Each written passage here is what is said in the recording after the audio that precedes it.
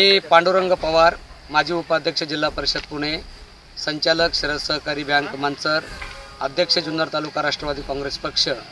आपला आवाजच्या प्रथम वर्धापन दिनाच्या निमित्तानं मी जुन्नर तालुका राष्ट्रवादी काँग्रेस पक्षाच्या वतीनं व्यक्तिगत माझ्या वतीनं मनपूर्वक शुभेच्छा व्यक्त करतो।